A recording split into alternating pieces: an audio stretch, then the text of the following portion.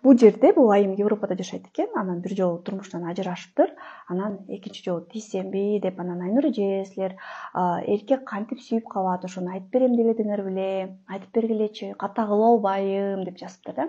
Негизи айымдар, курста биз сексти сүйлөшпөйбүз. Кээ бирөө ойлойт экен, сексти сүйлөшөт деп. Жок.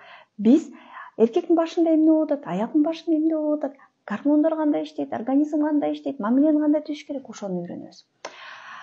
Итак, эркектин сүйүп калуу этаптары таптакыр бөлөк болот.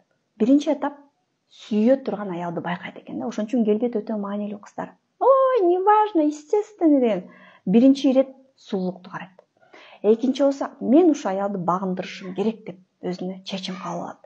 Үчүнчү этап багындыруу. Ушул этапта аялдар эркек мени сүйүп калат деп ойлоп, өздөрү сүйүп калат экен. Аялдар башкача сүйөт. Мен кийин айтып берем. Курстан да ошону көп айтабыз.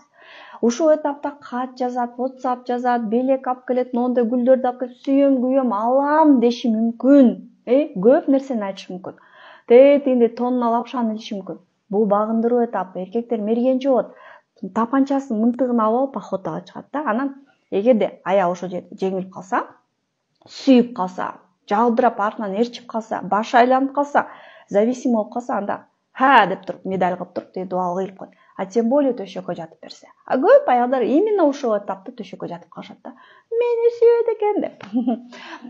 Бул этаптан өтсө, мен айтпадым эле, этаждар депчи, ошол этаждан өтсө, анан сыйлоо этабына жеткен. Эркек сыйлап баштайт экен. Бул аял башкача экен. Дароо эле төшөккө жатып албайт экен. Дароо эле сүйүп калбайт экен. Бул аялды сыйласа болот экен деп ойлоп баштайт. Андан кийин бул этаптан өткөндөн кийин ишеним этапы баштайт экен. Чын эле апам менен тааныштырам деп баштайт экен. Жашоого болгон пландарын айтып баштайт экен. Чогуу келечек түзүү жөнүндө айтып баштайт экен. Ичиндеги сырларды айтып баштайт экен. Андан кийин бул этаптан өткөндөн кийин эркек жоголуп калышы мүмкүн. Жок. Аял болсо жиндөө болот. Эмне, мен бирдеме не то кылдымбы деп кээ бир аялдар чалып, жазып баштайт. Преследовать этип артынан чуркап баштайт, жиндөө болупчу. Кантип эле кечөө сүйбөдү эле, эмне болуп калды деп. Бул эркек өзүнүн алсыз экенин көрсөткүсү келбейт экен. Неужели мен сүйүп калдым? Мен сүйбөйм, мен эркекмин. Жок, мен сүйүп калдым. Жок, мен сүйбөйм деген этап экен да. А бул этаптан өткөндөн кийин мен сүйүп калдым. Всё. Деп колун түшүрүп, мен каалаганыңды кыла, мен сүйүп калдым, мен алым жок деп кабыл алуу этабына жетет экен.